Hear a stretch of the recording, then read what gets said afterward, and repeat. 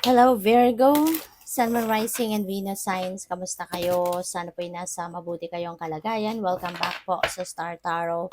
At kung bago kayo rito, welcome din po kayo. Please subscribe, like, share my videos, and leave me a comment kung nakaresonate kayo, Virgo.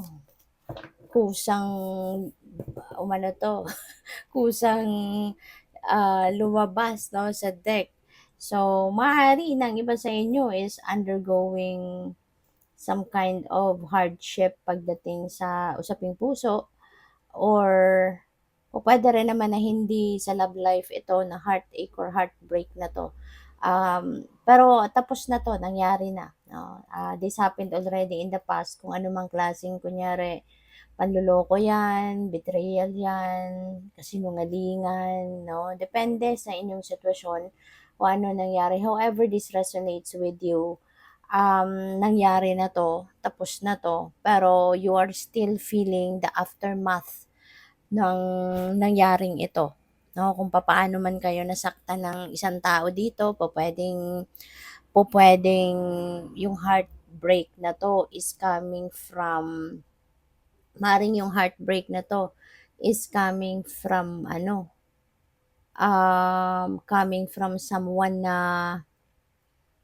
po pwedeng karelasyon ninyo romantically, po pwedeng isang kaibigan, niloko ka, kamag-anak, niloko ka, 'di ba? Sa kung anumang bagay.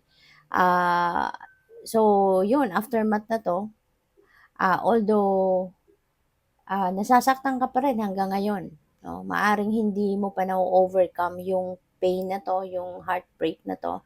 Maaring paminsan-minsan naalala mo pa 'to, paminsan-minsan na naiiyak ka pa rin, yung gano'n, 'no?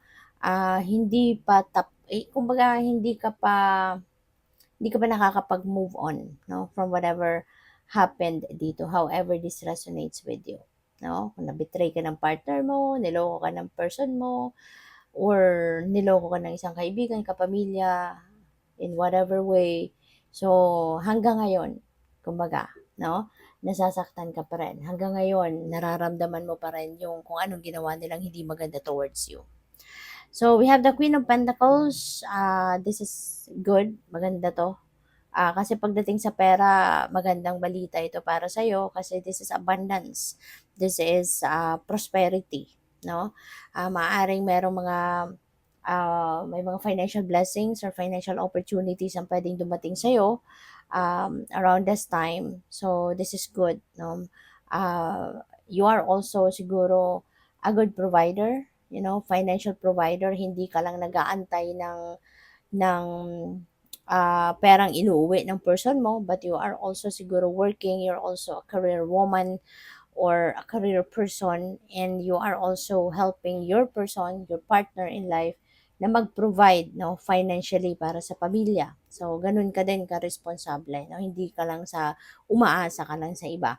But you are also doing your part, diba? At nagpo-provide, tumutulong ka na makapag-provide din ng inyong pangangailangan. And also, very good energy din ito, no? Hindi lang pagdating sa pera, kundi this is also very good in terms of family, managing your family, 'di ba? Kasi si Queen of Pentacles is a mother archetype. This is a mother figure. So, pwede ng iba sa inyo, isa kang nanay. Or pwedeng you are assuming the role of being a nanay. O pwedeng hindi ka pa talaga di pamilyado, hindi ka talaga, wala ka pang biological na anak, pero ikaw yung tumatayong nanay sa pamilya. O pwedeng ikaw ang tumatayong nanay sa mga kapatid mo. Diba? Pwedeng ganun. Or maaring single parent ka. You are assuming the role of being a nanay and at the same time being a tatay. No? So, pwedeng ganun. No? Depende yan sa inyong sitwasyon. But, ganun pa man, ano man ang iyong sitwasyon, you are assuming the role of being a nanay, ikaw nag-aasikaso, hands-on ka sa pag-aalaga sa mga kapamilya mo, at saka very responsible, at maalaga. You're very nurturing, very caring, yung ganon, ano, a very practical person. So, yeah, very responsible ka talaga. So, we have Six of Wands. No? This is victory energy. Napakaganda. Po pwedeng magiging makakatanggap ka ng maraming pera sa ngayon kasi nga magiging abundant and prosperous ka din. Maaaring dahil yun sa trabaho mo. Dahil yon sa pagsisikap mo sa inyong trabaho, at yun nga, pupuwedeng ano ka, pupuwedeng sa sipag at tiyaga mo, yun, meron kang kaperahan, no, na matatanggap, pupuwedeng mabibigyan ka ng pay raise, mabibigyan ka ng bonus, pupuwedeng may promotion diyan. So, lahat ng 'yan, 'di ba, merong karagdagang amount of money, no, na matatanggap ka. Pupuwede rin na job well done ka dito. Kasi talagang kung ano yung task na binigay sa'yo, maaaring yan ay talagang na-achieve mo with flying colors. Kaya you will be financially rewarded. You know? So, this is a success no, na po pwedeng ano yan, related sa iyong career or sa inyong job. So, by the way, maraming salamat for subscribing. And if you haven't subscribed yet, subscribe na kayo. And also, maraming salamat din for not skipping the ads. Malaking bagay yan sa akin. And also, please click the join button sa baba ng video kung gusto niyo na mag-join kayo sa membership. So, we have cleanse. And so, maybe this is what you need right now to cleanse hindi lang yung katawan mo, hindi lang yung energetic field mo, but also your living space. So, maaari na kailangan mo ngayon na mag-cleansing ka, cleanse your living space, cleanse your body, your energy field. Ang daming paraan, iba't ibang klaseng ways ang pwede mong gawin. You can do smudging, yung nagpapausok, ng insenso, nagpapausok ng mga herbs, mga ganyan to cleanse your energetic field and also yung living space mo. Pwedeng ganun. Or you can use salt.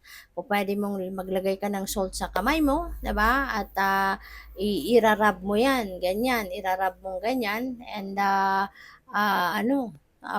with flowing water, no? Para ma-cleanse yung ano mo, yung negativity.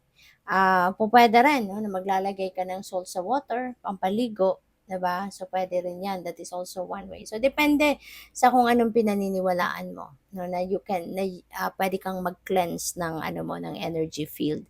Pupuwede rin na meditation, chakra meditation, 'no? That can also help you, 'no, na ma-cleanse ang energy field mo, mawala yung mga negativity. So, we have open, ayan, maging bukas ka, maging open ang inyong sarili, ang isip mo, buksan mo yung iyong isip, yung damdamin mo, yung sarili mo, maging bukas ka sa pagtanggap ng mga blessings na ito. Kasi minsan may mga iba sa atin na yung bang may mga biyayan dumadating pa at may pagke-question pa rin, 'di ba? Bakit kaya ako binibiyayaan ng divine ng ganito kagagandang mga bagay, kagandang sitwasyon, pangyayari sa buhay ko? What have I done good? 'Di ba? Parang kini-question mo pa kung bakit ka binibigyan ng mga biyaya. So, wag na tayong ganun. As much as possible, let's just be open to receive anything and everything na ibibigay sa atin ng divine universe. Kasi ano man yan, in whatever form that is, that is a blessing. So, kailangan lang na maging open tayo para sa pagtanggap niyan, maging open-minded din tayo sa pag-embrace ng kung ano man ang biyayang ibibigay sa atin ng universe, 'di ba? So, kasi kung hindi para sa atin yan, hindi yan ibibigay. But because the divine is offering that to you, ibig sabihin, para sa iyo yan. So, we have harmony. Napakaganda rin ito. Ito yung isa sa mararamdaman mo after ka na mag-cleanse. Diba? Kasi mawawala na yung mga negativity sa sarili mo, sa paligid mo, sa living space mo, sa energetic field mo. So, you will eventually feel that harmony within yourself. Yung bang wala ka na magiging inner conflict, 'di ba? Wala nang kalituhan, maki-cleanse ka na eh. Magiging tahimik na din yung magkakaroon ka na ng kapayapaan, ng peace, no? Kaya you will find that harmony within yourself. And even harmony sa sa paligid mo. So good luck sa iyo. Thank you for watching Love and Light. Namaste.